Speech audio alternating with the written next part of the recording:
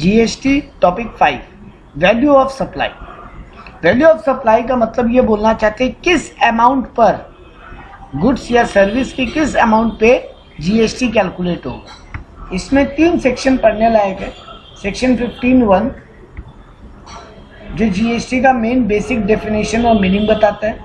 Section 15(2) और section 15(3).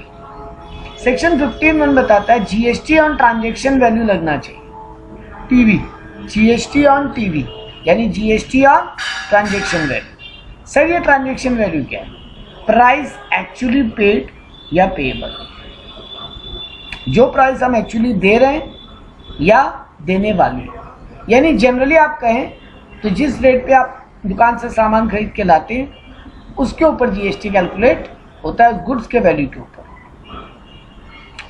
लेकिन एक बात है, यहाँ पे 2 कंडीशन है। ये रूल तभी चलेगा जब दोनों पार्टी नॉट रिलेटेड पार्टी हो और प्राइस इज सोल कंसिडरेशन, यानी गुड्स के बदले में गुड्स का लेन देन इन्वॉल्व नहीं हो रहा।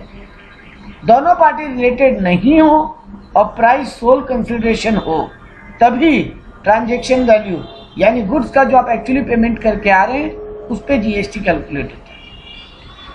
सीए इंटर लेवल पे यही पार्ट एप्लीकेबल है, लेकिन इसका सेकंड पार्ट हम नेक्स्ट वीडियो में पढ़ेंगे कि जब अगर ये दोनों कंडीशन फुलफिल नहीं होती है, पार्टी रिलेटेड नहीं है या प्राइस सोल कंसिडरेशन नहीं है, तब फिर जीएसटी कैसे कैलकुलेट होगी।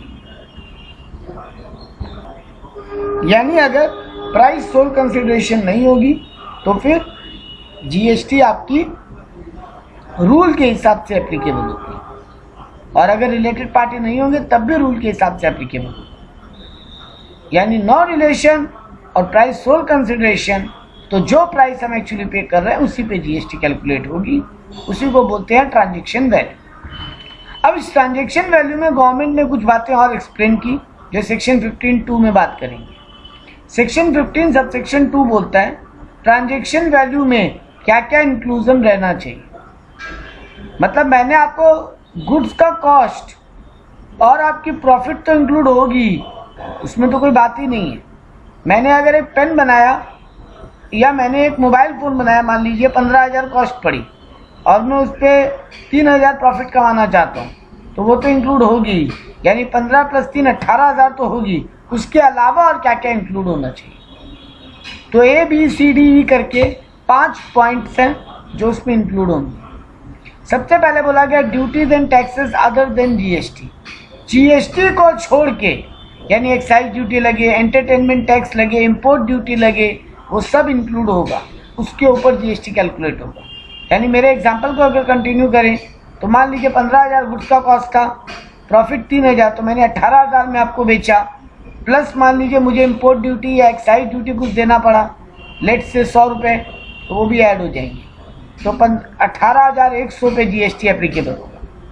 प्लस पॉइंट नंबर बी बोलता है clause B, any payment incurred by recipient for which supplier is liable to पे।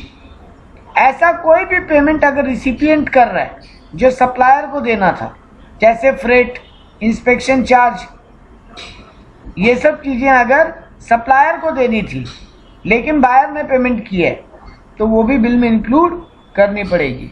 मान लीजिए 200 रुपये वो भी लगे मान ले, तो वो भी ऐड होंगे, यानी 18,300 रुपये पे जीएसटी एप्लीकेबल हो जाएगी।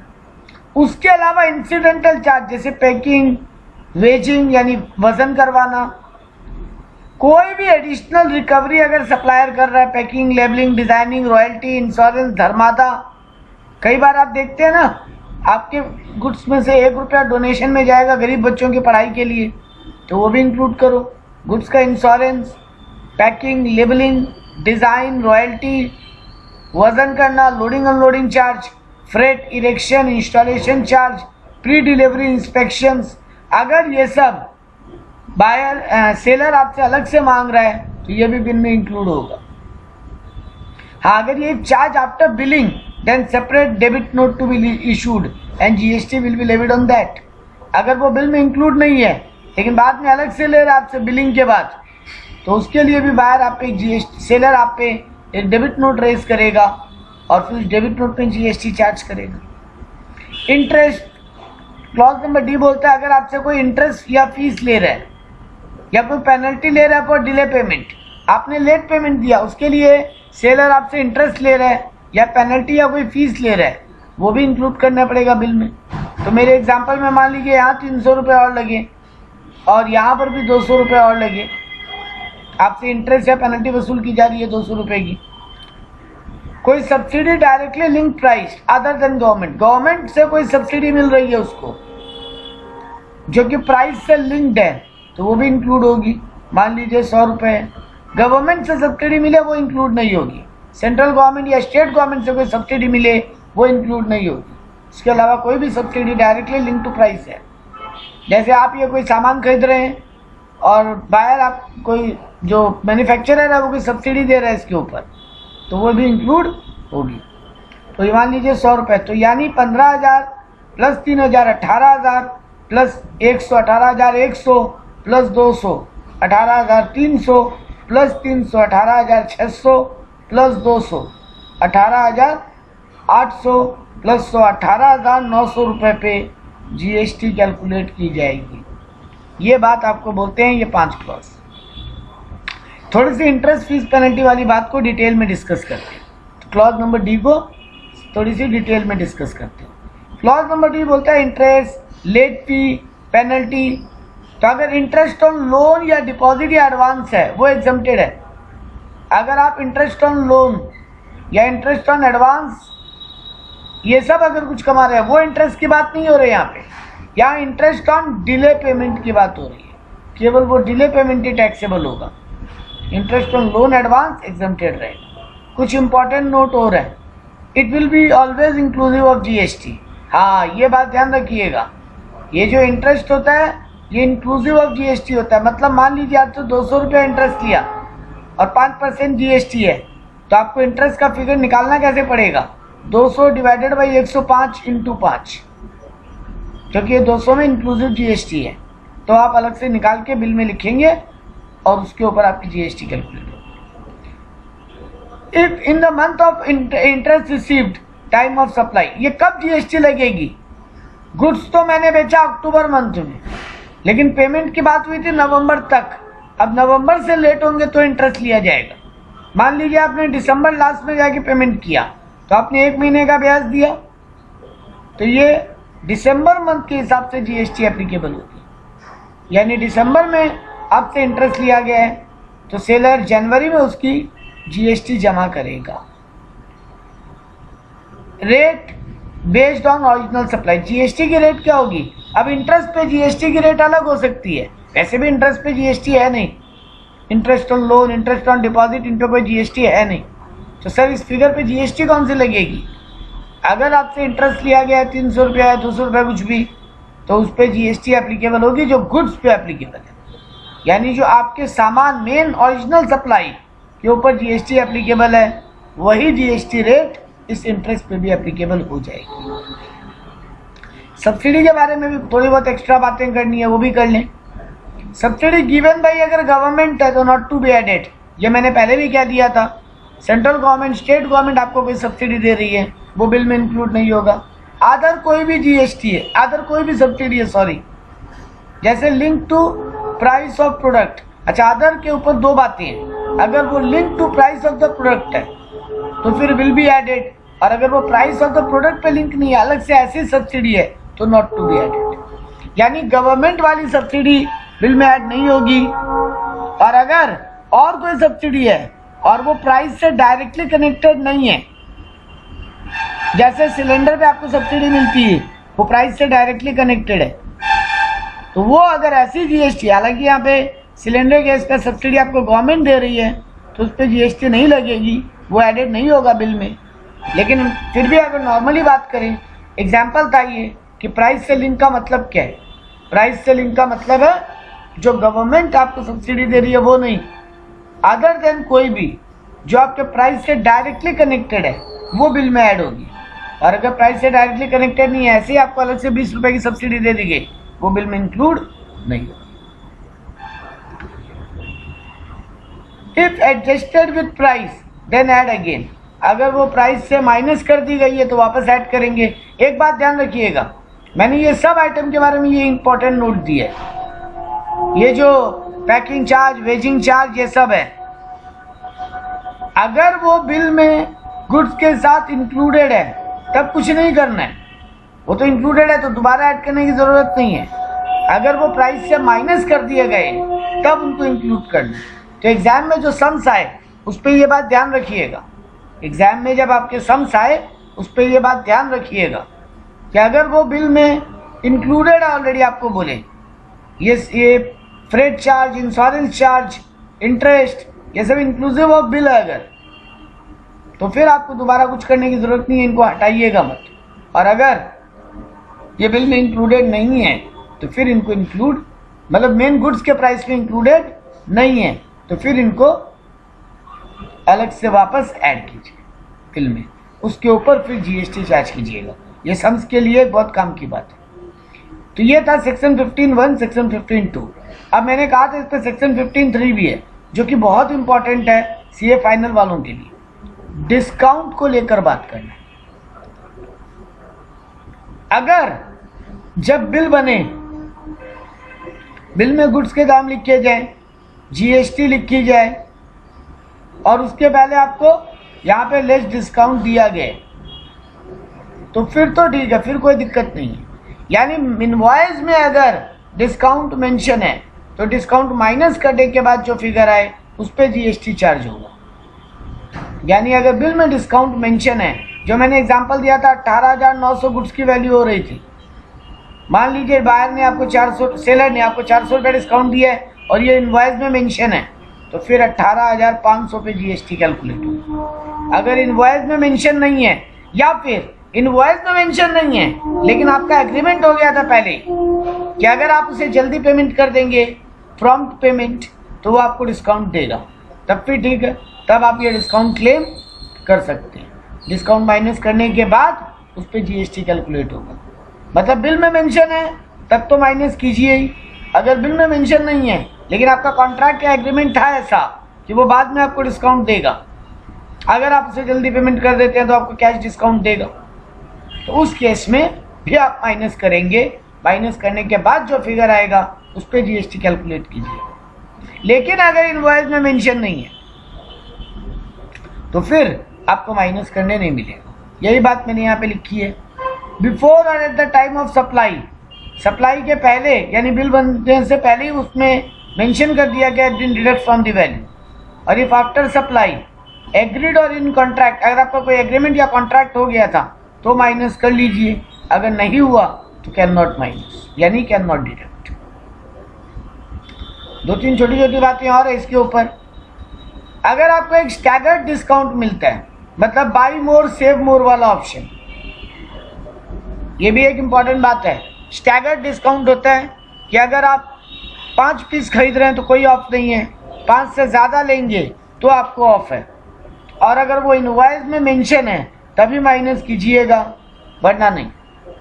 अगर आपको कोई पीरियोडिक या ईयर एंड डिस्काउंट मिलता है या वॉल्यूम डिस्काउंट, आप बल्क में खरीद रहे हैं इसलिए आपको डिस्काउंट मिल रहा है, तो can deduct if in invoice, can not. और आपका बी नंबर कंडीशन सेटिस्फाई होना चाहिए। बी नंबर कंडीशन सेटिस्फाई क्या था? बी नंबर कंडीशन था कि ये रिलेटेड पार्टी नहीं होनी चाहिए और प्राइस सोल कंसिडरेशन होनी चाहिए। तो अगर आप पीरियोडिक, ईयर एंड या वॉल्यूम डिस्काउंट ले रहे हैं, यानी सीधी बात है सर, सारे बातों में एक ही बात है, डिस्काउंट अगर इनवॉइस में मेंशन है तो ही मिलेगा, वरना नहीं। सेकेंडरी डिस्काउंट, कई बार डिस्काउंट ऐसा होता है जो आपको पहले से बताया नहीं जाता, बाद में कोई कारण से आपको डिस्काउंट मिल रहा है, तो सेम कंडीशन है। अगर कोई एग्रीमेंट हो गया था, क्लॉज नंबर बी ये बोल रहा है आपको, अगर आपका कोई एग्रीमेंट हो गया था तो फिर आपको ये डिस्काउंट मिलेगा। अगर आपका कोई एग्रीमेंट नहीं था तो आपको कोई डिस्काउंट माइनस करने का ऑप्शन नहीं मिलेगा। कुछ सीबीआईएससी के क्लैरिफिकेशन है, central board of indirect customs and tax, clause number 47, clarification number या notification number 47/21/2018, mold die is owned by the original equipment manufacturer and send free of cost. एक example देता हूं मैं आपको। आप टाटा मोटर्स हैं, आपने मोल्ड या डाइस खरीदा और आपको कोई एक प्रोडक्ट आपने किसी को सप्लाई किया, वो आपको एक पर्टिकुलर प्रोडक्ट बनाकर वापस देगा। मान लीजिए आप अपनी गाड़ी के लिए पिस्टन बनवा रहे हैं, आप टाटा मोटर्स हैं और आप अपनी गाड़ी के लिए पिस्टन्स बना रहे हैं। तो टाटा मोटर ने ये मोल्ड डाइस बनाकर पिस्टन मैन्युफैक्चरर को दिया। पिस्टन मैन्युफैक्चरर ने उस मोल्ड डाइस को यूज किया और पिस्टन बना के कार के लिए वापस टाटा मोटर्स को दे दिया। तो क्या इसे सप्लाई माना जाएगा? क्या इस पे जीएसटी एप्लीकेबल होगी? तो 3 इंपॉर्टेंट बातें। Tata Motors can claim ITC for mould purchase. Tata Motors उस मोल्ड परचेज पे आईटीसी क्लेम करेगा क्योंकि उसने परचेज किया तो इनपुट जीएसटी देकर आया होगा। Transfer of mould is not a supply as not consideration. Transfer of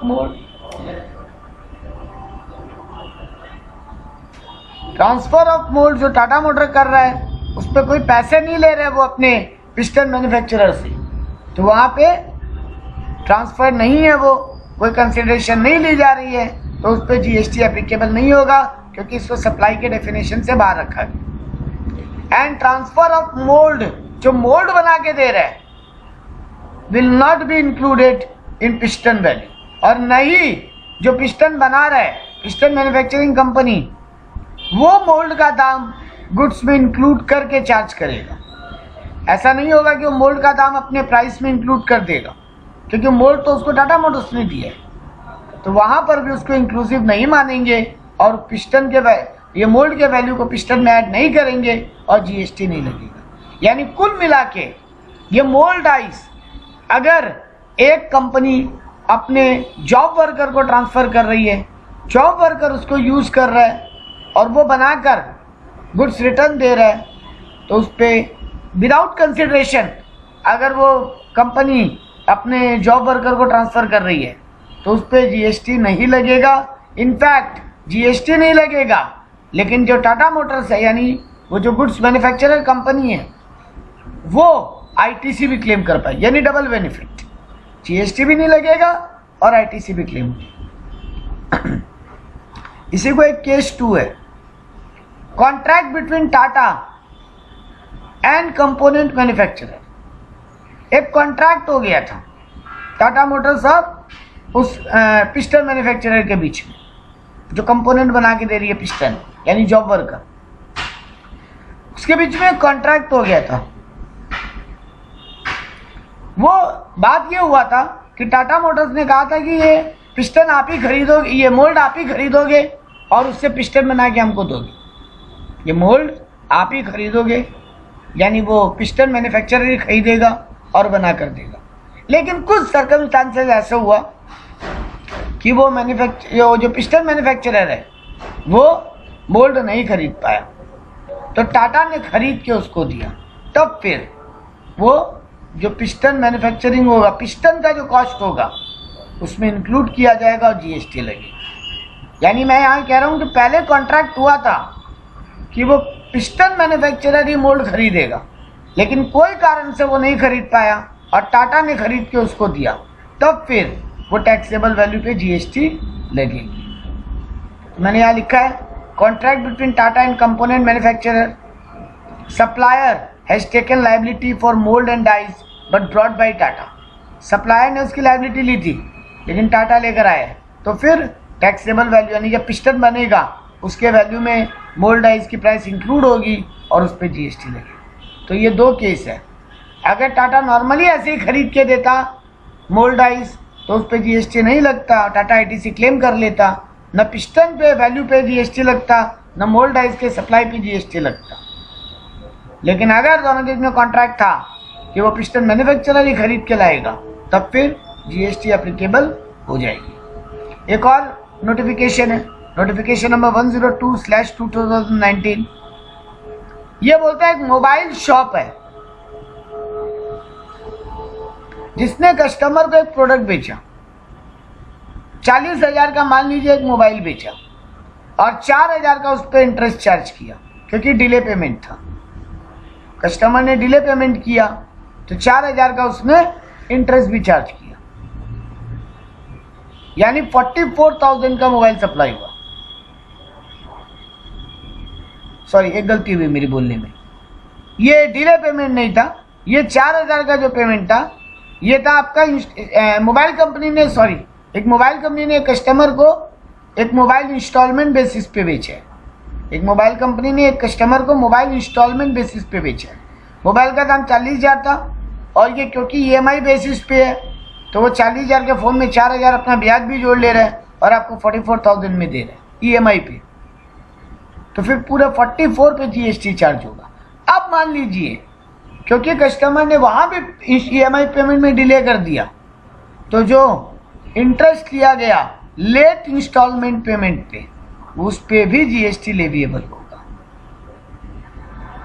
case 2 का बात करते हैं।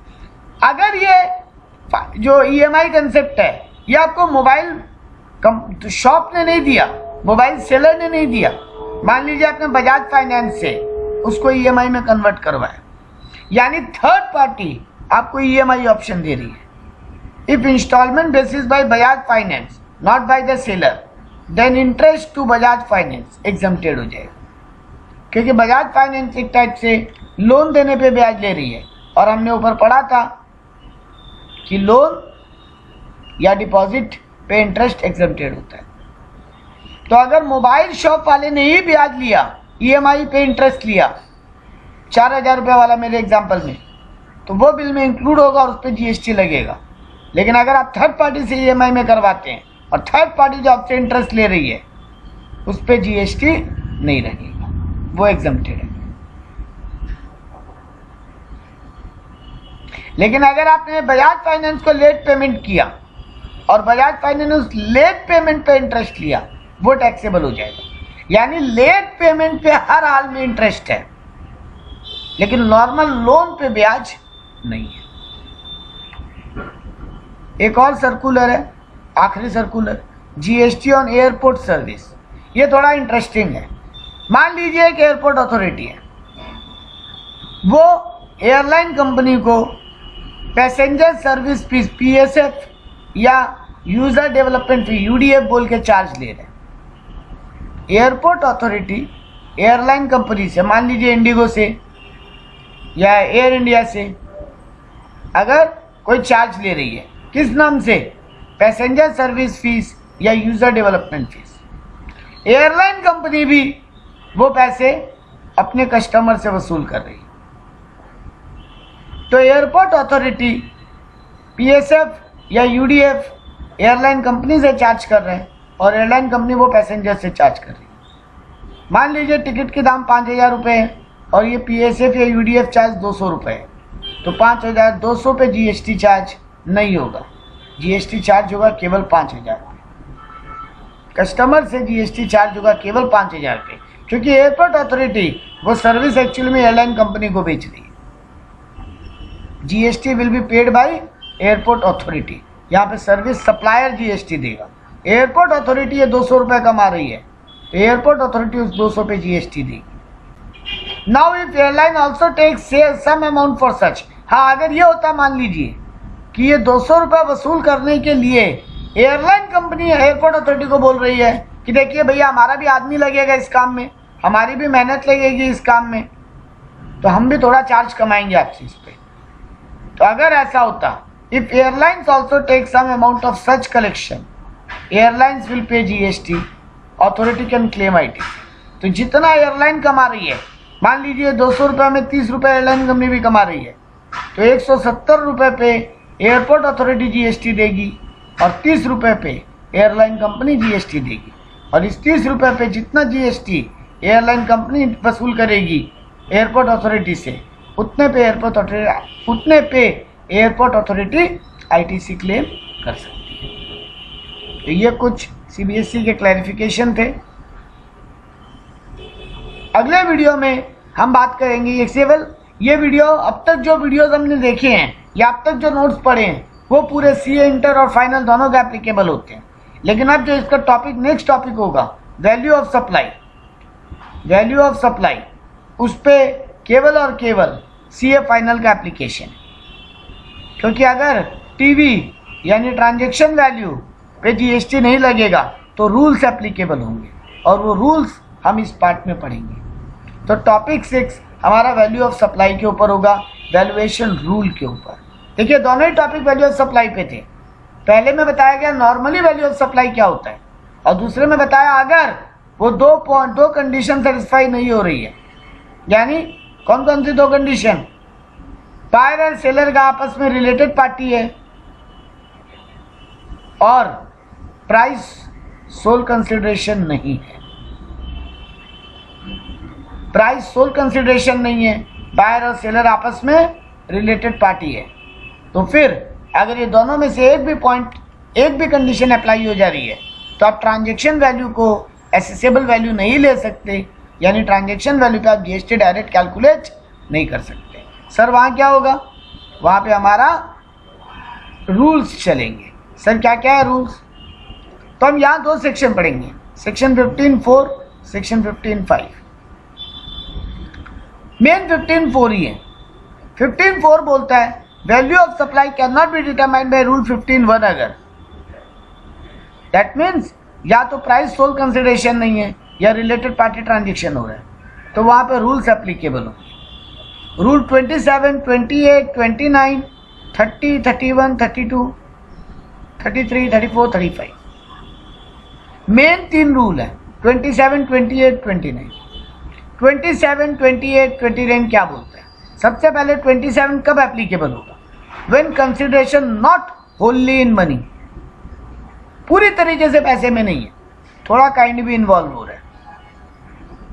मैं आपको 50,000 का फ़ोन बेच रहा हूँ, 30,000 आपसे रुपए ले रहा हूँ, और 20,000 का बदले में आपसे एक सेकेंड हैंड फ़ोन ले रहा हूँ। 50,000 का एक मोबाइल बेच रहा हूँ, 30,000 आपसे कैश ले रहा हूँ, और 20,000 आपको एक सेकेंड हैंड फ़ोन बेच रहा हूँ। वहाँ पे रूल 27 एप्लीकेबल। रूल 28 एप्लीकेबल होगा जब डीम्ड डिस्टिंक्ट पर्सन, यानी आप अपने ब्रांच या department with in other state या registered under other GST number, आप वहाँ पर सामान सप्लाई कर रहे हैं, यानी डीम्ड डिस्टिंक्ट पर्सन या रिलेटेड पर्सन, जो हमने पहले वीडियोज में पढ़ चुके हैं।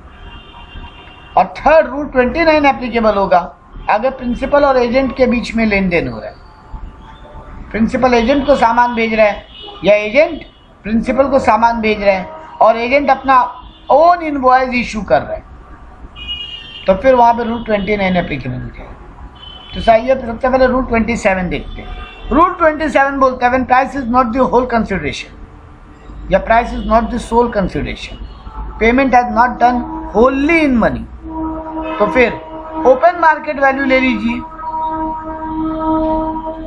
आपने किसी और बायर को सामान बेचा है पूरे कैश में, कितने में बेचा है वो यहाँ पर प्राइस एप्लीकेबल हो जाएगी। मान लीजिए सेम मोबाइल, मैंने आपको 30,000 कैश दिया और बदले में एक मोबाइल दिए, आपने वही मोबाइल एक दूसरे कस्टमर को 50,000 में बेचा है, तो यहाँ 50,000 एप्लीकेबल हो जाएगा। तो अगर सेड सोल्ड बाय यू और समवन एल्स, या फिर आपने मुझे पूरे बार्टर सिस्टम में फ़ोन दिया, एक फ़ोन लिया दूसरा फ़ोन दिया, तो फिर वही फ़ोन कोई और कस्टमर को आपने कितने में बेचा है, या कोई और दुकानदार कितने में कोई कस्टमर को सामान बेचता, वो आपका यहाँ पे वैल्यू हो जाएगा और उस पर जीएसटी एप्लीकेबल हो जाएगा। तो रूल नंबर ए ये बोलता है। या फिर अगर रूल एप्लीकेबल नहीं हो सकता तो फिर रूल भी आएगा, consideration in money plus fair market value of consideration not in money. Money value मैं आपको कितना दे रहा हूँ, मान लीजिए इस एग्जांपल में मैंने कहा था 30,000 आपको दे रहा हूँ मैं कैश, और 20,000 और मैं आपको एक मोबाइल फ़ोन भी दे रहा हूँ। उस मोबाइल फ़ोन का आज के दिन फेयर मार्केट वैल्यू कितना होता है वो पता कीजिए, वो जोड़ लीजिए। यानी ओपन मार्केट अवेलेबल नहीं हो तभी आप सेकंड क्लॉज में जाइएगा। अच्छा, सेकंड क्लॉज भी पॉसिबल नहीं है सर, तब लाइक एंड काइंड क्वालिटी, वो वाला वैसा मोबाइल अवेलेबल ही नहीं है दूसरा कोई मार्केट में, तो फिर उसके जैसा और कोई मोबाइल फ़ोन उसी काइंड का, उसी लाइक का और उसी क्वालिटी का, लाइक एंड काइंड क्वालिटी। उसकी वैल्यू आपकी एसेसेबल वैल्यू हो जाएगी। तो पहला ऑप्शन ये है कि ओपन मार्केट वैल्यू ले लीजिए। दूसरा ऑप्शन, अगर पहला पॉसिबल नहीं है तब दूसरा ऑप्शन, जितना मैंने आपको कैश दिया प्लस मैंने जो आपको सामान दिया है उस सामान का फेयर मार्केट वैल्यू जोड़ लीजिए। अगर वो भी पॉसिबल नहीं है तो लाइक एंड काइंड क्वालिटी के आइटम को देख लीजिए। सर वो भी पॉसिबल नहीं है तब क्या करेंगे? तब फिर रूल 30-31 एप्लीकेबल हो जाएगी। रूल 30-31 अभी 10 मिनट में पढ़ेंगे। मैंने यहाँ पे लिख दिया must be followed in order, मतलब पहले क्लॉज ए वो पॉसिबल नहीं है तब क्लॉज बी, वो पॉसिबल नहीं है तब क्लॉज सी। रूल 28 एप्लीकेबल है आपका डीम्ड डिस्टिंक्ट पर्सन या रिलेटेड पर्सन को जब आप सामान बेचते हैं। यहाँ पर भी पहली कंडीशन वही है, ओपन मार्केट वैल्यू देख लीजिए। आप अपने ब्रांच को नहीं बेच के किसी और को बेचते तो कितने में बेचते, या कोई और दुकानदार उसको कितने में बेच रहा है वो वैल्यू ले लीजिए। अगर ये पॉसिबल नहीं है तब फिर लाइक एंड काइंड क्वालिटी, यानी यहाँ पर वो दूसरा ऑप्शन नहीं है कि फेयर मार्केट वैल्यू और प्लस मनी कितना पेड हुआ। यहाँ पे सीधी बात है, या तो ओपन मार्केट वैल्यू या लाइक एंड काइंड क्वालिटी। वो भी पॉसिबल नहीं है तो रूल 30-31 देख लीजिए। कुछ इंपॉर्टेंट प्रोविजो है यहाँ पे रूल 28 के लिए। वो प्रोविजो बोलता है for supply of goods only, ये सप्लाई ऑफ गुड्स की केवल बात हो रही है ब्रांच को। As such supplied by recipient to other value 90% of such value. ये रूल प्रोविजो बोलता है कि अगर आप किसी और को बेचते, देखिए मैंने एक बात कहा था यहाँ पे ओपन मार्केट वैल्यू या फिर value of like and kind quality, तो वो वैल्यू कितनी लेंगे? पूरी वैल्यू ले लें सर, ना पूरी वैल्यू मत लीजिए, क्योंकि आप अपने ब्रांच को भेज रहे हैं तो ऑब्वियस बात है बाहर में आप प्रॉफिट चार्ज करते, अपने ब्रांच से आप प्रॉफिट चार्ज नहीं करते। तो फिर कितनी लें सर? क्योंकि पूरी वैल्यू तो मार्केट वैल्यू अगर ले लेते तो सर, तो मान लीजिए 50,000 में बाजार में बेच रहा हूँ तो ऑब्वियस बात है अपने ब्रांच को वो फोन 50,000 में नहीं भेजूंगा मैं। तो आपको सम्स कह रहा है 90% ऑफ दी सच वैल्यू ले लीजिए। आपने किसी और को 50,000 में बेचा है, ओपन मार्केट में 50,000 में बिक रहा है, आपने बेचा या किसी और सेलर ने बेचा, तो फिर उसकी 90% वैल्यू ले लीजिए। ये केवल गुड्स के लिए एप्लीकेबल था। सर्विस के लिए अगर फॉर गुड्स एंड सर्विस एक और प्रोविजो भी है, for goods and service if recipient is full eligible for ITC, अगर जो गुड्स को रिसीव कर रहा है वो पूरा आईटीसी क्लेम कर रहा है तो फिर जितनी इनवॉइस में वैल्यू डिक्लेयर्ड है वो पूरी की पूरी वैल्यू पे जीएसटी लगेगा। मतलब आपका ब्रांच भी जीएसटी क्लेम करता है, तब फिर इनवॉइस वैल्यू पे, यानी आपको ब्रांच को आपने जो चालान या इनवॉइस बना के भेजा होगा उसमें जो वैल्यू मेंशन है उस पूरी पे जीएसटी एप्लीकेबल हो जाएगी। फिर अगर उसमें प्रॉफिट इंक्लूडेड है तो है। तो सीधी बात, अगर आप एक कंडीशन, एक तरीका तो ये है, अगर आपकी ब्रांच आईटीसी क्लेम नहीं कर रही है तो फिर ओपन मार्केट वैल्यू का 90% वैल्यू मान लिया जाएगा, इस वैल्यू पे आप ब्रांच को ट्रांसफर करते और उस पर जीएसटी एप्लीकेबल हो जाएगा। लेकिन अगर गुड्स एंड सर्विस है, यानी ये गुड्स और सर्विस दोनों पे एप्लीकेबल है ये क्लॉज, यानी सर्विस के लिए सिर्फ ये प्रोविजो 2 ही है, प्रोविजो 1 नहीं है। प्रोविजो 1 केवल गुड्स के लिए, एंड गुड्स एंड सर्विस दोनों के लिए प्रोविजो 2 है। अगर ब्रांच आईटीसी क्लेम कर रहा है तो फिर invoice value of the goods, यानी सर्विस के केस में अगर ब्रांच आईटीसी क्लेम नहीं भी कर रहा है तो भी प्रोविजो 2 एप्लीकेबल होगा, क्योंकि प्रोविजो 1 तो केवल गुड्स के लिए। अब आ जाते हैं थर्ड कंडीशन पे, रूल 29। रूल 29 बोलता है अगर प्रिंसिपल एजेंट को या एजेंट प्रिंसिपल को सामान ट्रांसफर कर रहा है और अगर एजेंट अपना इनवॉइस इशू कर रहा है तब, क्योंकि एजेंट अगर ऑन इनवॉइस इशू नहीं करता तो वहाँ जीएसटी एप्लीकेबल ही नहीं होता। तो अगर ऑन इनवॉइस इशू कर रहा है तब फिर पहला कंडीशन वही ओपन मार्केट वैल्यू, दूसरे में बोला 90% of the value by recipient's supplier to other.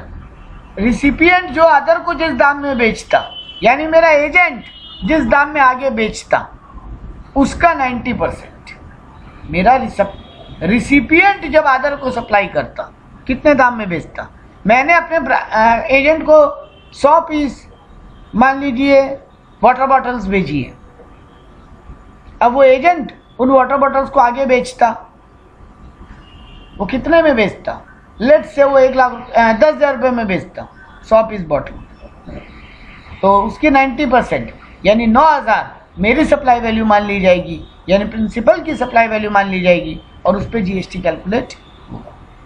और अगर वो भी पॉसिबल नहीं है, ना ओपन मार्केट वैल्यू ना 90% वाला, तो फिर रूल 31-32। सर ये रूल 31-32 है क्या, बार बार आ रहा है, चलिए उसी पे बात करते हैं। यानी तीनों के आखिर में रूल 27, 28, 29 तीनों के आखिर में बोला गया रूल 31-32। तो रूल 31-32 क्या बोलता है? पहली बात तो ये एप्लीकेबल कब होंगे? Only if 27, 28, 29 not possible. In some situation directly भी, यानी कुछ सिचुएशन, देखिए 2 सिचुएशन में रूल 30 और 31 एप्लीकेबल होगा। अगर रूल 27, 28, 29 पॉसिबल नहीं है तो, और कुछ सिचुएशन ऐसे भी हैं जहाँ डायरेक्टली 30, 31 एप्लीकेबल हो जाएगी। जैसे permanent transfer of asset, free में मैंने एसेट को डिस्पोज कर दिया, किसी को दे दिया और उस पर मैंने आईटीसी क्लेम किया था। मान लीजिए मैंने अपने एम्प्लॉय को, अपने ऑफिस में एक लैपटॉप मैंने 2 साल यूज़ किया था और अपने एम्प्लॉय को दे दिया कि तुम घर ले जाओ, हम ऑफिस के लिए तो नया लैपटॉप ला रहे हैं। उस केस में मैंने फ्री में अपना लैपटॉप अपने एम्प्लॉय को दे दिया और उस पर मैंने आईटीसी क्लेम किया था, तो उस केस में डायरेक्ट रूल 30-31 एप्लीकेबल हो जाए। तो रूल 30-31 है क्या? रूल 30 बोलता है कॉस्ट बेस्ड वैल्यूएशन। आपके प्रोडक्शन का या आपके एक्विजिशन का, आपने अगर प्रोड्यूस किया है तो प्रोडक्शन कॉस्ट का 110%, और अगर आपने कहीं से खरीदा है उसको तो एक्वायर किया उसका 110%, और अगर सर्विस है तो सर्विस की आपको जितनी कॉस्ट पड़ी उसकी 110%। जब और कोई पॉसिबिलिटी नहीं है तो फिर जितने में आपने बनाया या जितने में आपने खरीदा उसका 110% आपकी कॉस्ट मान ली जाएगी और उस पर आपको जीएसटी देना पड़ेगा। और यहाँ कॉस्ट एक्सक्लूड, कॉस्ट में आपकी कॉस्ट शीट का जो नियम है उसके हिसाब से advertisement expense, insurance, non recurring cost, abnormal cost, selling cost, interest and financial charge, ये सब इंक्लूड नहीं है। यानी आपका वर्क कॉस्ट तक इंक्लूड है, केवल वर्क कॉस्ट तक, और उसमें भी इंश्योरेंस या एबनॉर्मल कॉस्ट है कुछ तो वो इंक्लूड नहीं होगा, नॉन रिकरिंग इंक्लूड नहीं होगा। Cost sheet as per cost sheet rule आपके ये सब आइटम इंक्लूड नहीं होंगे। इनको छोड़ के जो आपका कॉस्ट ऑफ प्रोडक्शन पड़ा, सीओपी एक्चुअली में बेटा कॉस्ट ऑफ प्रोडक्शन आपको याद भी होगा, अगर नहीं याद है मैं कॉस्ट शीट का छोटा सा आपको बेस बताता हूँ। सबसे पहले हम डायरेक्ट मटेरियल, डायरेक्ट लेबर और डायरेक्ट एक्सपेंस लेते थे, हमारा प्राइम कॉस्ट आ जाता था। प्राइम कॉस्ट में हम factory overhead, indirect factory overhead add करते थे, हमारा वर्क कॉस्ट आ जाता था। उसमें हम office and admin overhead add करते थे, हमारा कॉस्ट ऑफ प्रोडक्शन आ जाता था। यहाँ पे आपके कॉस्ट ऑफ प्रोडक्शन की बात हो रही है, लेकिन कॉस्ट, ये एडवर्टीजमेंट एक्सपेंस वैसे भी आपका सेलिंग एक्सपेंस में जाता था। नॉन रिकरिंग कॉस्ट आप वैसे भी नहीं लेते थे, एबनॉर्मल कॉस्ट आप वैसे भी नहीं लेते थे, सेलिंग कॉस्ट आप वैसे भी नहीं लेते थे कॉस्ट ऑफ प्रोडक्शन। तो यहाँ पे कॉस्ट ऑफ प्रोडक्शन का बात हो रहा है। रूल 31 क्या बोलता है? रेसिडुअल ऑफ बेस्ट जजमेंट, यानी रूल 30 भी अगर पॉसिबल नहीं है तो फिर डिपार्टमेंट अपने बेस्ट जजमेंट पे डिसीजन लेगा। रेसिडुअल और best judgement method consistent with rule 15 and provision of this chapter. Rule 15 का जितना भी है वो क्या क्या इंक्लूड करना है, क्या क्या नहीं इंक्लूड करना है, वो सबको देखा जाएगा, यानी डिपार्टमेंट अपने बेस्ट जजमेंट पे डिसीजन देगा। एक इंपॉर्टेंट छोटी सी बात केस स्टडी के लिए, in case of service supplier में ऑप्ट फॉर 31 इंस्टेड ऑफ 30। अगर सप्लायर सर्विस के लिए रूल 30 एप्लीकेबल नहीं करना चाहता तो वो डायरेक्ट 31 में जा सकता है। तो ये था आपका रूल्स। कुछ और भी रूल्स की बात करेंगे हम। रूल 33 ये प्योर एजेंट के केस में एप्लीकेबल होगा और वो भी केवल in case of service. Pure agent का मतलब क्या है? Means a person of contractual agreement, not holding title, not personal interest receiving only cost incurred. ऐसे एग्जाम्पल है, आप एक इंटीरियर डेकोरेटर हो, आपने मेरे ब्याह पे एक सोफा खरीदा, आप केवल एजेंट, प्योर एजेंट का काम कर रहे हो। आपका काम है मुझे इंटीरियर डेकोरेशन की पूरी डिजाइन या पूरा वो क्या कहते हैं बेस बना के देने का, पूरा एक एक्सटेंशन, पूरा एक चार्ट केबल बना के देने का, डिजाइन्स और वो सब प्लॉटिंग बना के देने की। मैंने आपसे कहा कि आप पूरा इंटीरियर डेकोरेशन तो देख ही रहे हैं हमारा, तो प्लीज हमारे लिए एक सोफा भी खरीद के उसी हिसाब से एडजस्ट करके उस कलर में आप लगा दीजिए। आप केवल मेरे ब्याह पे सोफा खरीद के लगा रहे हैं। वो कॉन्ट्रैक्चुअल एग्रीमेंट था आपका और मेरा कि आप सोफा लगा देंगे मेरे को एक। वो सोफा परचेज आप मेरे नाम पे कर रहे हैं, अपने नाम पे नहीं। तो not holding title, not personal interest, अपने लिए नहीं खरीद रहे हैं, मेरे लिए खरीद रहे हैं। और जितने कॉस्ट में खरीदा वही कॉस्ट में आप मुझे दे रहे हैं, उसमें कोई प्रॉफिट नहीं कमा रहे, तो आप मेरे प्योर एजेंट कहलाएंगे।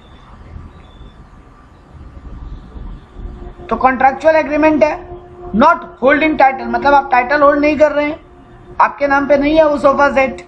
नॉट पर्सनल इंटरेस्ट, आपका उसमें काम का कोई लेन देन नहीं है, आप केवल मुझे खरीद के ला दे रहे हैं और मेरे ब्याह में लगा दे रहे हैं वहां पे, और जितने कॉस्ट में खरीद के लाए उतनी कॉस्ट में दे रहे। तो आप मेरे, तब ये कंडीशन अप्लाइड होगी तो आप मेरे प्योर एजेंट कहलाओगे। Value shall exclude expense cost incurred by supplier as pure agent subject to the following condition. यानी उस सोफा सेट पे जीएसटी, वो सोफा आपका मुझे सप्लाई नहीं माना जाएगा और उस पे जीएसटी एप्लीकेबल नहीं होगा। अलग से आप उस सप्लाई पे जीएसटी नहीं देंगे। Supplier act as a pure agent of recipient while making payment to third party. आप इंटीरियर डेकोरेटर हो, आप थर्ड पार्टी को पेमेंट कर रहे हो, लेकिन मेरे बिहाफ में amount separately shown in invoice. और जब आप अपना बिल बना के दोगे उस बिल में आप सोफा की वैल्यू अलग से शो कर रहे हो, not part of his service. और यानी आप ये साबित कर रहे हो कि आपके सर्विस का पार्ट नहीं था, ये आपका काम नहीं था, बस आपने मेरे ब्याह पे ऐसे ही कर दिया। तो उस केस में रूल 33 होगा और आपने मुझे जो सोफा दिया उसको सप्लाई नहीं माना जाएगा और उस पर अलग से, देखो सोफा परचेज पे जीएसटी लगा होगा, वो तो आपने बिल में इंक्लूड करके मुझसे लिया ही होगा, लेकिन मुझे जो आप सोफा दे रहे हो वो सप्लाई नहीं माना जाएगा, उस पर जीएसटी नहीं लगेगा। Rule 34 rate of exchange in case of foreign currency. अगर आप फॉरेन करेंसी एक्सचेंज करने में काम कर रहे हो तो वहाँ पे जीएसटी कैसे एप्लीकेबल होगा। सप्लाई ऑफ गुड्स रेट पर एज पर सीबीआईएससी। अगर आप फॉरेन से कोई गुड्स मंगा रहे हो तो जो सीबीआईएससी ने फॉरेन करेंसी का कन्वर्जन करे, वो फॉरेन करेंसी को कन्वर्ट करने का, यानी dollar to rupees, rupees to dollar, बहुत सारे रूल एप्लीकेबल हैं। आरबीआई की एक रेट होती है, सीबीआईएससी यानी central board of indirect customs and tax, CBICDT जिसको बोलते हो, उसकी अपनी एक रेट होती है। तो आप सीबीआईएससी वाली रेट लोगे, आप आरबीआई वाली रेट नहीं लोगे। तो मान लीजिए आपने 10,000 का 200 डॉलर का आपने कोई मोबाइल फ़ोन मंगवाया, तो आज के दिन सीबीआईएससी ने जो रेट दी है परचेज टाइम ऑफ सप्लाई वाले दिन, सीबीआईएससी का जो रेट है वो रेट 200 इंटू करोगे, आईएनआर में कन्वर्ट करोगे, उस पर जीएसटी कैलकुलेट करो। तो फॉरेन से अगर गुड्स आ रहा है और वो भी बिल डॉलर पाउंड में है, डॉलर पाउंड यूरो यानी फॉरेन करेंसी में, तब उसको इंडियन रुपीज में कन्वर्ट करोगे टाइम ऑफ सप्लाई वाले दिन जो सीबीआईएससी की दी हुई रेट है। और अगर ये सर्विस है तो फिर गैप का रूल फॉलो होगा। जनरली एक्सेप्टेड अकाउंटिंग प्रिंसिपल में जो रूल लिखे हैं वो रेट्स, वो डेट और वो रेट फॉलो होगा। रेट तो वही सीबीआईएससी की होगी, डेट के बारे में बात कर रहा हूँ। Rule 35 inclusive of GST if separate GST. ये छोटी सी बात है, अगर बिल में जीएसटी इंक्लूडेड है, मान लीजिए मैं आपको 1100 रुपया का कोई सामान दे रहा हूँ और उस पर जीएसटी एप्लीकेबल है, तो कैसे आप निकालेंगे फिगर 1100, मान लीजिए उस पर 12% जीएसटी एप्लीकेबल है, तो 1100 डिवाइडेड बाई 112 इंटू 12 कर लीजिए। तो मैंने यहाँ पे वो फॉर्मूला लिखा है, तो ये बात आपको रूल 35 बताता है value of including GST divided by 100 plus GST into GST. ये बात आप जानते थे पहले। रूल 15(5) सॉरी सेक्शन 15(5) मैंने पहले ही कहा था हम इस पार्ट को 2 सेक्शन में पढ़ेंगे। हमने रूल 15(4) पढ़ा, सॉरी सेक्शन 15(4) पढ़ा, अब section 15(5). Notwithstanding anything contain in 15(1) या 15(4) value will be notified by government. ये रूल बोलता है कि अगर 15(1) का रूल फॉलो नहीं कर पा रहे हैं, यानी टीवी का रूल फॉलो नहीं कर पा रहे हैं, 15(4) में ये रूल नंबर 27, 28, 29, 30, 31, 32 ये फॉलो नहीं कर पा रहे हैं, तो आप 15(5) आप पे एप्लीकेबल होगा, यानी गवर्नमेंट आपको नोटिफाई करेगी वैल्यू और उस पर आपका जीएसटी एप्लीकेबल होगा। तो ये रूल 15(5) कब एप्लीकेबल होगा? इसमें 2 रूल है। Rule 31(a) lottery, betting, gambling, इनके केस में आपके कोई और रूल या ट्रांजैक्शन वैल्यू नहीं चलेगा। यहाँ पे गवर्नमेंट ने अपना तरीका बता दिया। क्या वैल्यू लेंगे? Number A face value of the ticket, या फिर government notified value in official gazette by organising state. दोनों में से विचेवर इज हायर। टिकट पे जितनी फेस वैल्यू है या फिर जितनी गवर्नमेंट ने ऑफिशियल गैजेट में, स्टेट गवर्नमेंट में ऑफिशियल गैजेट में उसकी वैल्यू डिक्लेयर की है, विचेवर इज हायर, उस पर GST applicable. It will be inclusive, और ये गैम्बलिंग बेटिंग के केस में हमेशा इंक्लूसिव होता है, और गैम्बलिंग बेटिंग के रेट में हमेशा 28% रेट लगता है। तो अगर लॉटरी एंड बेटिंग है, लॉटरी एंड बेटिंग है या गैम्बलिंग है, तो फेस वैल्यू या फिर government notified official gazette whichever is higher, आपका जीएसटी एप्लीकेबल हो जाएगा। जीएसटी की रेट 28% है और ये इंक्लूसिव होती है, यानी उस पर जीएसटी का अगर आपने 1 करोड़ का लॉटरी जीता है तो डिवाइडेड बाई 128 इंटू 28 करके आप जीएसटी की वैल्यू निकाल लीजिए। रूल 32 सबसे इंपॉर्टेंट बात, परचेज या सेल ऑफ फॉरेन करेंसी। आप फॉरेन करेंसी खरीदने बेचने का काम करते हैं। रूल 32(2) और रूल 32(3) हम लोग 2 रूल पढ़ने वाले हैं यहाँ पे। रूल 32(3)(2) बोलता है अगर आपने परचेज या सेल किया फॉरेन करेंसी, आप डॉलर पाउंड बेचने खरीदने का काम करते हैं या कन्वर्ट करने का काम करते हैं, कन्वर्जन कॉस्ट या जो चार्ज आप ले रहे हो उस पर जीएसटी लगेगा।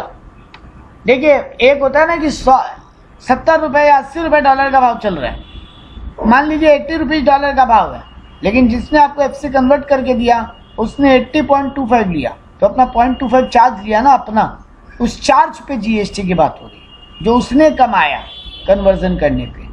यहाँ पर जीएसटी की रेट हमेशा 18% है। तो 2 ऑप्शन दिया गवर्नमेंट ने, अब चाहे जो ऑप्शन फॉलो कर सकते हैं, ज़्यादातर लोग ऑप्शन 2 फॉलो करना पसंद करते हैं। ऑप्शन 1 क्या है? अगर आप foreign currency to rupees convert कर रहे हो, डॉलर, पाउंड, यूरो, येन को आप आईएनआर में कन्वर्ट कर रहे हो और आरबीआई का रेफरेंस रेट अवेलेबल है, मतलब उसकी कन्वर्जन रेट आरबीआई ने बता के रखी है, तब फिर डीलर या बायर की selling value minus RBI base rate.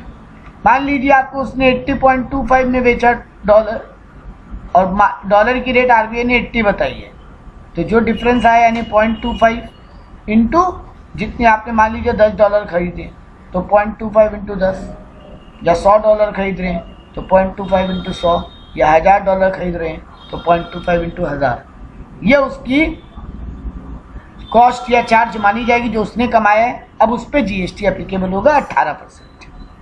अगर मान लीजिए आरबीआई की रेफरेंस रेट अवेलेबल नहीं है, मान लीजिए कोई तालिबानी करेंसी है, अब हर एक की आरबीआई रेट हो जरूरी नहीं है, ऐसा बहुत सारा करेंसी हो सकता है जिनका आईएनआर उनकी currency to rupees conversion option दी हुई नहीं है, तब फिर कितनी कमाई आपने की कन्वर्जन में? 1% of gross amount of currency exchange in rupees, उसने जितने में आपको कन्वर्ट करके दिया। मान लीजिए एक एग्जांपल ले रहा हूँ कि दिनार की इंडियन कन्वर्जन वैल्यू आरबीआई ने नहीं दी है, हालांकि है वो अवेलेबल, लेकिन मैं एक एग्जांपल ले रहा हूँ।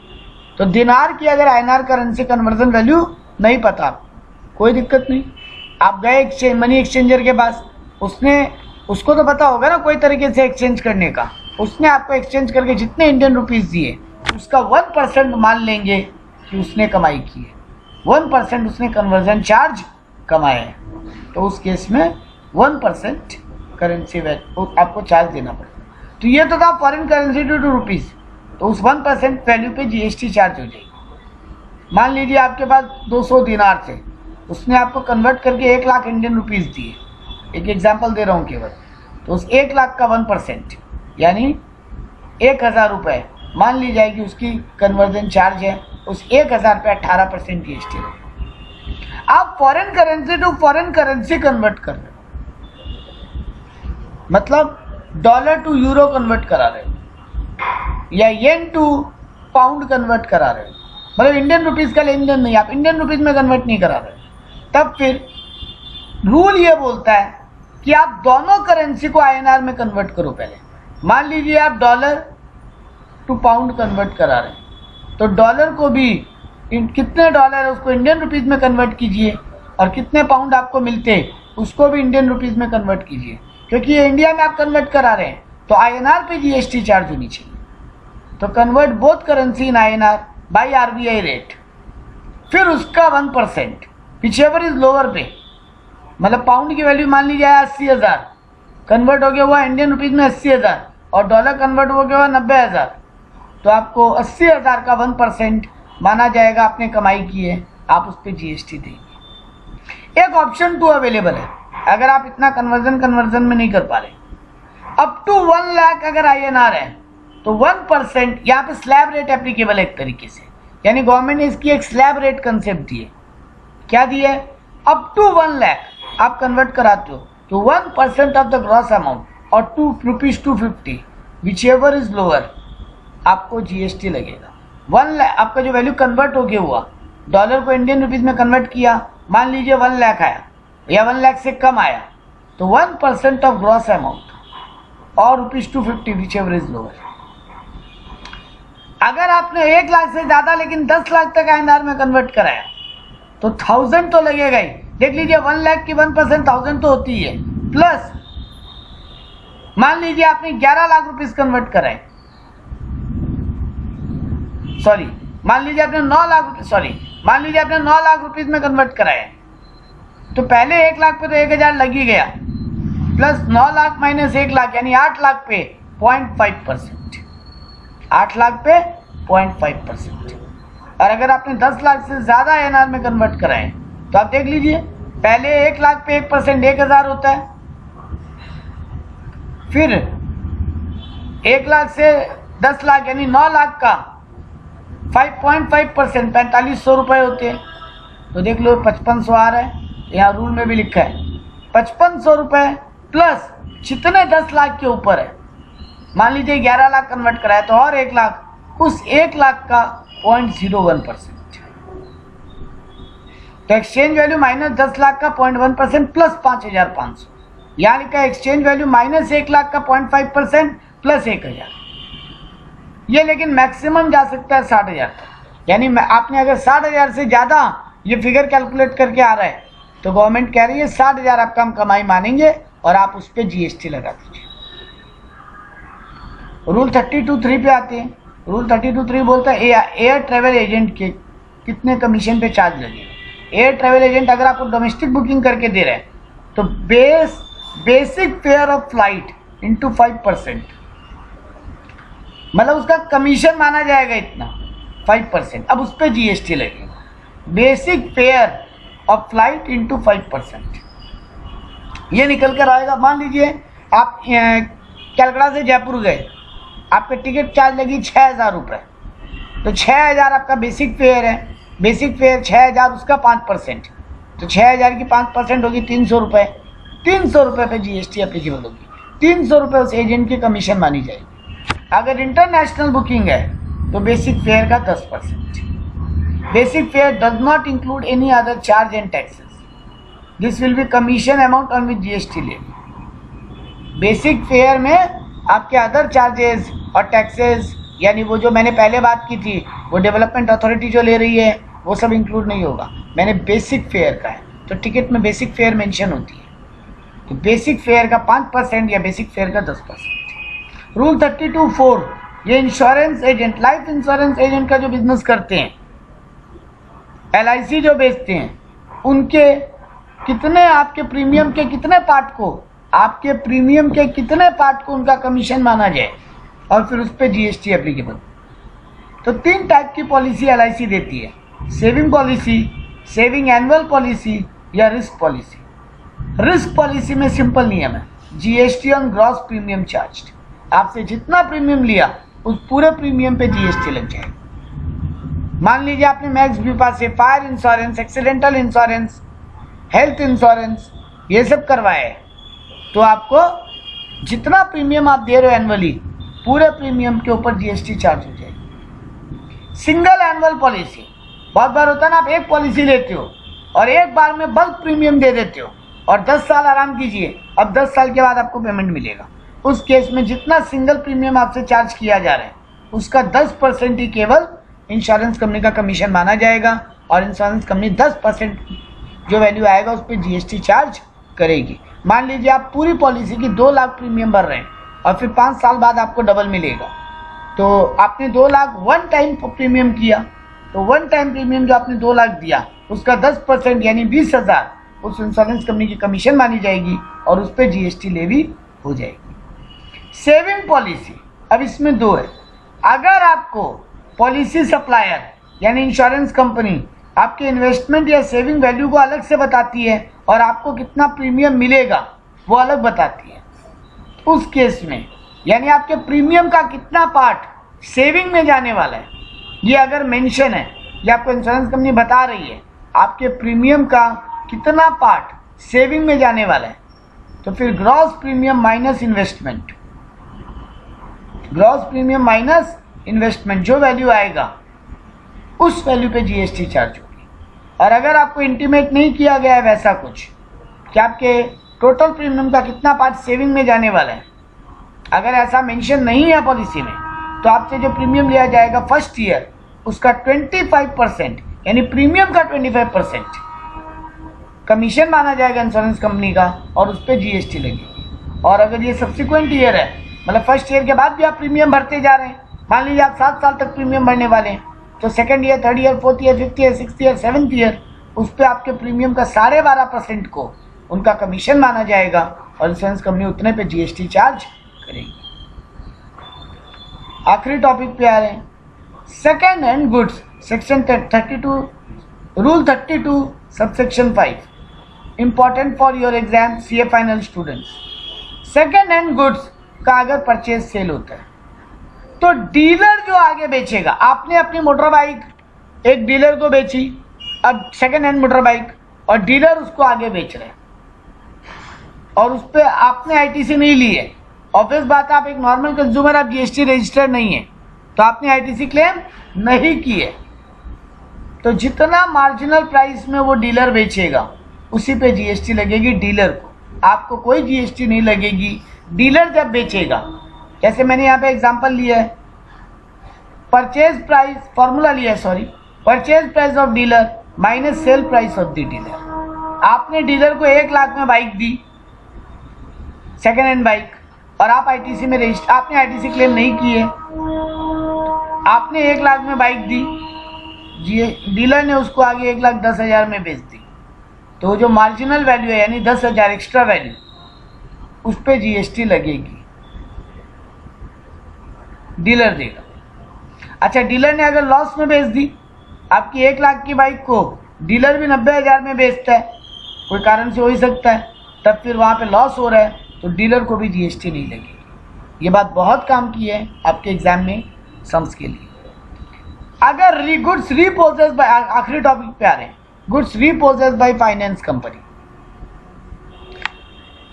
आपने EMI पे गुड्स लिया था या हायर परचेज पे गुड्स लिया था, आपने 3 इंस्टॉलमेंट भरी, 5 इंस्टॉलमेंट आपको भरनी थी, आप 2 इंस्टॉलमेंट देने में फेल कर गए, तो आपकी फाइनेंस कंपनी ने आपके एसेट को रीपोजेस कर लिया, अपने पास रख लिया।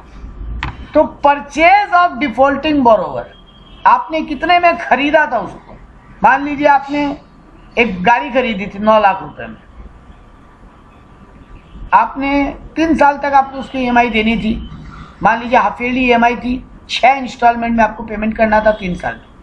आपने पहले 2 साल ईएमआई भरी, उसके बाद 2 साल आप ईएमआई नहीं भर पाए, तो आपकी गाड़ी फाइनेंस कंपनी ने उठा ली। तो वहां पर जीएसटी कैसे एप्लीकेबल होगी। तो purchase of defaulting borrower minus 5% of each quarter from date of purchase of borrower till date of disposal by the finance company. आपने 9 लाख में लिया, 5% ऑफ ईच क्वार्टर, आपको कितनी ईएमआई भरनी थी, आपको हर क्वार्टर में क्वार्टरली ईएमआई भरनी थी मान लो आपको, तो आपको हर क्वार्टर में जो ईएमआई भरनी थी उसकी जो भी वैल्यू होगी उसकी 5% आप निकालोगे, वो आप इस 9 लाख में से माइनस करोगे। ये क्वार्टर कितने दिनों तक चलेंगे, जिस दिन आपने खरीदा वहां से जिस दिन उस फाइनेंस कंपनी ने आगे बेचा। देखो आप पे तो जीएसटी लगेगा ही नहीं, फाइनेंस कंपनी उसको आगे बेचेगी ना बेटा, तो वो जब आगे बेचेगी तो उसको बेचने पे जीएसटी देना पड़ेगा। जैसे यहाँ पे डीलर को देना पड़ा था उस 10,000 पे, तो यहाँ तो बड़ा सीधा नियम था, आपसे डीलर ने कितने में लिया और डीलर ने आगे कितने में बेचा। लेकिन यहाँ थोड़ा सा रूल कॉम्प्लिकेटेड है, आपने कितने में खरीदा minus 5% of each quarter from the date of purchase of borrower till the date of disposal by finance company. मान लीजिए आपने परचेज किया, वहां से लेके फाइनेंस कंपनी ने जब बेचा उस बीच में 8 क्वार्टर आ रहे, तो हर क्वार्टर का वैल्यू का 5%, तो 9 लाख में से वो माइनस कीजिए, जितनी वैल्यू बचेगी माइनस जितने में वो फाइनेंस कंपनी उसको आगे नहीं, यहाँ पे इसी वैल्यू पे जीएसटी देनी पड़ेगी फाइनेंस कंपनी को, फाइनेंस कंपनी को इसी वैल्यू पे जीएसटी देनी पड़ेगी। आखिरी section rule 32 subsection 6, value of token, voucher या कूपन या स्टैम्प। अगर आपने कोई गुड्स खरीदा है, उसके साथ आपको कूपन मिला है जिसको आप नेक्स्ट परचेज में यूटिलाइज कर सकते हो, तो वैल्यू कितनी मानी जाएगी उस कूपन की। मनी वैल्यू ऑफ गुड्स या service supplied will be voucher value. आपको उस वाउचर पे जितने का गुड्स मिलेगा, मान लीजिए आपने 2 शर्ट खरीदे पेंटालून से, आपको एक वाउचर मिला कि आप उस वाउचर को रिडीम कर सकते हैं नेक्स्ट परचेज में, तो नेक्स्ट परचेज में उस वाउचर पे आप जितने का गुड्स खरीदेंगे उस वैल्यू पे जीएसटी लगेगा। तो ये थे आपके कुछ रूल्स। अगर आपके ट्रांजैक्शन वैल्यू एप्लीकेबल नहीं हो तब तो हमने ट्रांजैक्शन वैल्यू और रूल्स दोनों पढ़ ली। Thank you so much.